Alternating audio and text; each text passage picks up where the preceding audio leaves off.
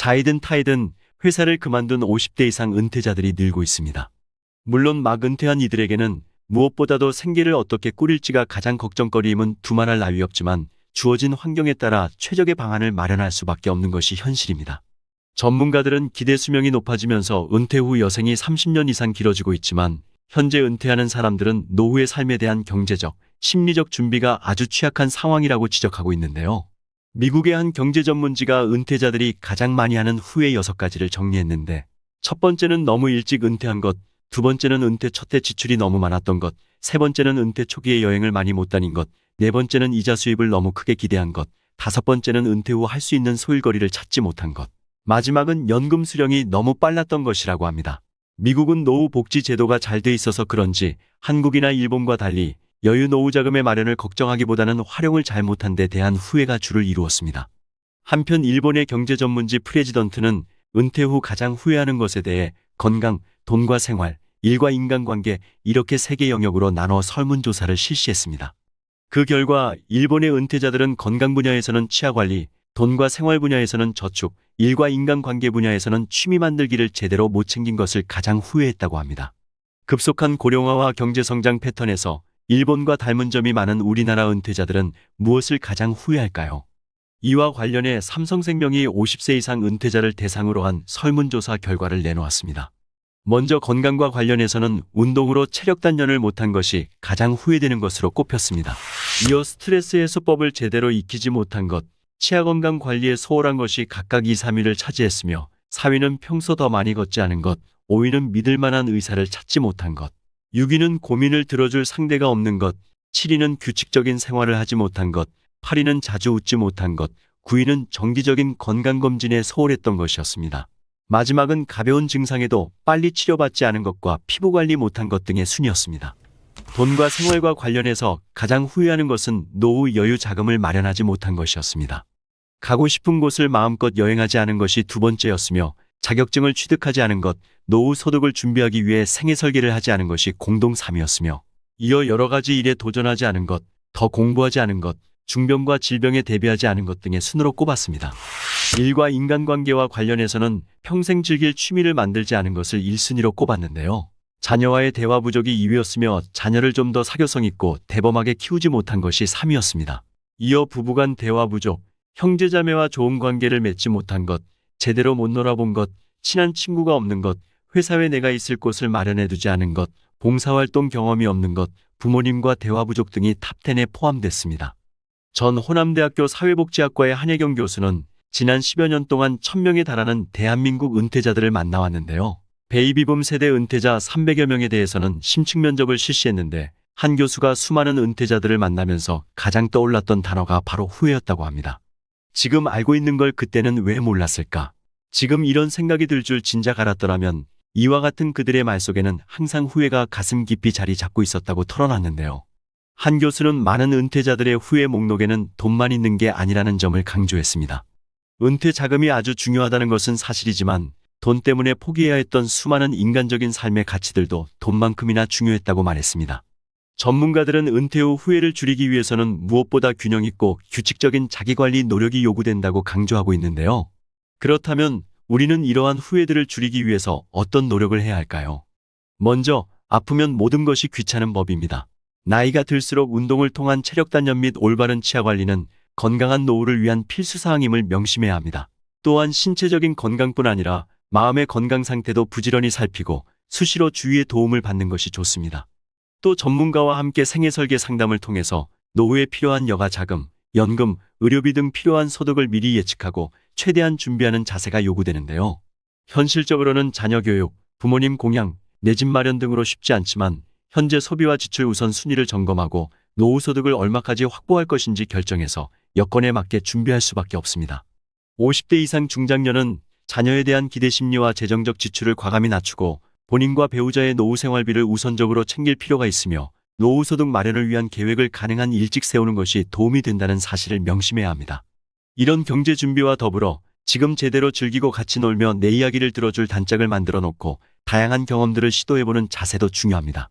몰입해서 즐길 수 있는 취미 생활을 최소 한 가지 이상 개발하고 은퇴 후 모든 여건이 갖춰졌을 때보다는 지금 가보고 싶은 곳으로 떠날 수 있는 용기도 필요합니다. 동호회, 지역사회 모임 등 다양한 연령층, 다양한 경험을 지닌 사람들과 어울릴 수 있는 기회를 많이 만드는 적극적인 사회활동도 삶을 풍부하게 만들어 줄 수 있습니다. 은퇴 후 가장 중요한 관계인 가족과 관련해 남성은 자녀, 배우자와 대화를 많이 하고 회사가 아닌 곳에서도 어울릴 수 있는 모임 또는 활동할 수 있는 곳을 마련해 두는 것이 좋습니다. 또한 은퇴하기 전부터 집안 살림을 익혀둘 필요가 있는데 혼자서도 자기 관리를 잘하고 혼자 지내는 시간을 잘 견뎌내는 것은 노년의 삶의 질을 좌우합니다. 지금부터라도 규칙적으로 홀로 보내는 시간을 만들거나 혼자 식사 혹은 운동을 해보는 것이 미래를 위한 훌륭한 예습이 될 수 있습니다. 여성들도 자녀에 대한 지나친 관심을 줄이고 남편이 은퇴 생활에 유연하게 적응할 수 있도록 적극 돕는 노력이 필요합니다. 자녀에게 어느 정도까지 재정적으로 지원할 것인지는 부부의 노후 준비 수준을 우선적으로 고려해서 반드시 상한선을 정할 필요가 있습니다. 은퇴 후 뜻밖의 큰 지출을 경험한 것 중에서 가장 큰 비중을 차지하는 것이 자녀를 위한 지출이기 때문이죠. 40대에게는 자녀가 현재의 삶에서 가장 의미 있는 존재일지 모르나 50세 이상이 되면 자녀에 대한 애착은 크게 떨어지고 본인의 건강, 배우자가 현재의 삶에서 가장 의미 있게 느껴진다는 사실을 명심하시면 좋겠습니다. KDB 대우증권 미래설계연구소가 50세 이상, 잔고 1,000만 원 이상 고객 1,000명을 설문조사한 결과도 비슷한 대답이 나왔는데요. 더 많이 저축하고 아내를 상전으로 모셔라. 노년을 함께할 친구를 만나고 자식과 더 많은 대화를 하라. 배움을 멈추지 말고 평생할 취미를 만들어라. 좀 더 도전하고 여행을 많이 해라. 건강을 관리하고 특히 치아를 소중히 하라는 등 이미 은퇴한 인생 선배들이 후배에게 들려주는 조언들은 조사기관이 다르더라도 큰 차이가 없었습니다. 많은 은퇴 전문가들은 100세 시대를 맞아 은퇴에 대한 진지한 고민이 절실한 시점이라고 강조하고 있습니다. 과거에는 50대 후반의 은퇴는 어찌 보면 축복이기도 했죠. 자신의 사회적 몫을 다했다는 뜻이기도 하고 이후에는 남은 여생을 좀 누리다 조용히 세상을 떠나면 그만이었습니다. 하지만 현재 100세 시대의 은퇴는 또 다른 50년의 생이 기다리고 있다는 뜻이기에 삶 전체를 어떻게 행복하게 이끌 것인가에 대한 계획이 더 절실히 필요한 것입니다. 심리학에서는 사람들이 단기간에는 자신이 한 행동을 후회하지만 장기적으로는 하지 않은 행동을 더 후회하게 된다고 합니다. 은퇴 전 노후 준비를 하지 않으면 단기적으로는 아무렇지 않겠지만 노후에는 반드시 후회하게 되어 있습니다. 이를 역이용하면 노후 준비를 방해하는 심리를 고칠 수 있는데요. 예를 들어 아무것도 하지 않았을 때 나타날 결과를 상상하는 것이죠. 우리가 노년에 빈곤의 나락으로 떨어진다거나 운동 부족으로 건강을 잃고 만날 친구가 없어 고독에 떠는 장면을 그리다 보면 평생 후회하며 사는 것보다 뭔가 하는 것이 더 나음을 깨닫게 될 것입니다. 이 영상을 보고 계시는 많은 시니어분들은 어떤 것이 가장 후회로 남으십니까? 여러분의 다양한 의견, 댓글로 소통해 주시면 좋겠습니다. 오늘 내용 도움이 되셨나요? 도움이 되셨다면 주변 지인분들께도 좋은 영상 공유 부탁드리며 저는 다음 시간에 더욱더 유익한 내용으로 찾아오겠습니다. 오늘도 끝까지 시청해 주셔서 감사합니다. 꽃이나 사냐초 등을 이용해 집에서 직접 술이나 차를 만들어 마시는 시니어분들이 많습니다. 문제는 민간요법에 따라 특정 질병에 효능이 있다고 알려진 식용금지 식물들을 먹다가 독성에 중독되어 자칫 목숨을 위협받을 수도 있다는 것인데요. 더욱이 시니어들 사이에서 식용불가 원료를 포함한 제품이 과체중, 암 등 각종 질병 예방 및 치료에 효과가 있다는 잘못된 정보 또한 퍼지고 있습니다. 나이가 들면 자연스럽게 판단력이 흐려지면서 주변 지인들의 몸에 좋다는 말만 믿고 섭취가 금지된 식품인지 인지하지 못한 채 잘못된 식품을 구매하기도 하는데요. 오늘은 온라인 쇼핑몰 등에 불법 유통되고 있는 섭취나 판매가 금지된 식용불가 원료 및 식품 10가지를 소개해드리겠습니다. 첫 번째는 빼빼목입니다. 빼빼목은 보통 30에서 40g을 뜨거운 물에 달여서 차로 먹는 것이 보통인데요. 이를 차로 달여 먹을 경우 다이어트에 도움이 많이 된다고 하여 유명해졌습니다. 그 이유는 강력한 해독, 해열작용과 더불어 이뇨작용이 매우 세서 대소변이 잘 나오게 해 변비에 도움을 주기 때문이라고 하며 심지어 꾸준히 먹으면 눈과 귀가 밝아지고 간 기능 개선, 요로결석 등 고루 효험이 있는 민간약재라고 알려져 있습니다.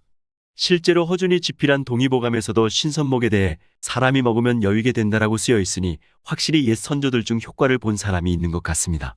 하지만 이 빼빼목 혹은 신선목이라고 불리는 이 나무의 원래 이름은 말채나무인데요.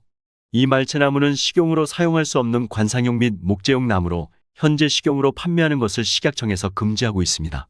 그 이유는 식품 안정성이 입증되지 않아 그대로 먹거나 식재료로 써서는 안 될 원료이기 때문입니다. 또한 복통이나 급성간 손상을 유발시킬 수 있는 위험이 있다고 합니다. 일부 식물 원료는 한약재로 쓰이기도 하지만 독성이 강해서 한의사 처방 없이 먹다가는 심각한 부작용을 일으킬 수 있다고 하니 되도록 드시지 않거나 전문가의 처방을 받고 드시는 것을 추천드립니다. 두 번째는 부처손입니다. 우리나라에서 흔히 쉽게 찾을 수 있는 부처손은 천식, 생리불순, 혈액순환 등에 효과적이라고 알려진 식물로 현재까지도 민간요법으로 사용되어 최근 방송에서도 소개되었는데요. 특히 이 부처손은 항암 효과가 뛰어나다는 사실이 알려져 많은 사람들에게 관심을 받았습니다.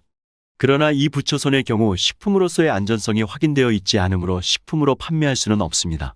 그 이유는 독성이 있어 차 형태로 우려 먹거나 끓여서 상시 음용할 경우 독성으로 인하여 심각한 부작용을 초래할 수 있기 때문입니다.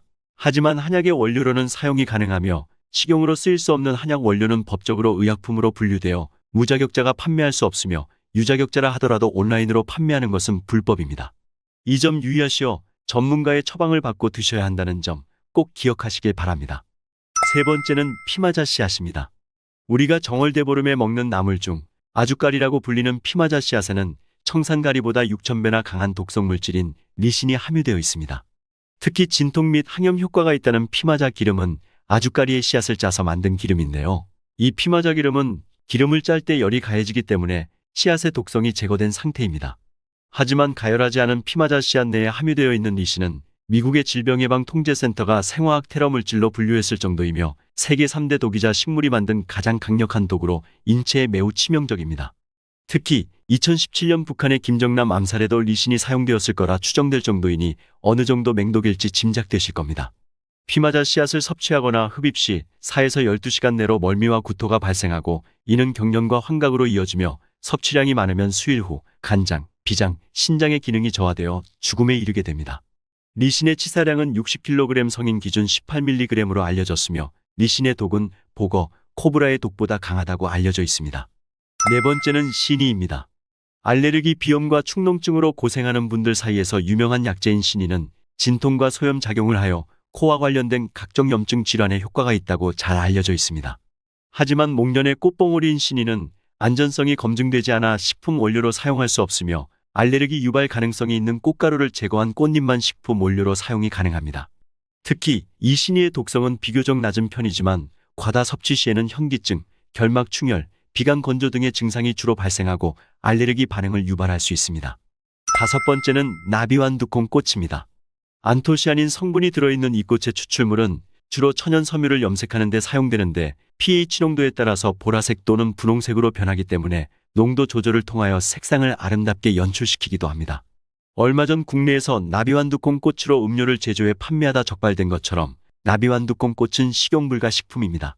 안전성이 입증되지 못한 것이 주된 이유인데 특히 이 꽃에는 여성들이 마실 경우 자궁수축을 촉진시키는 성분이 함유되어 있습니다.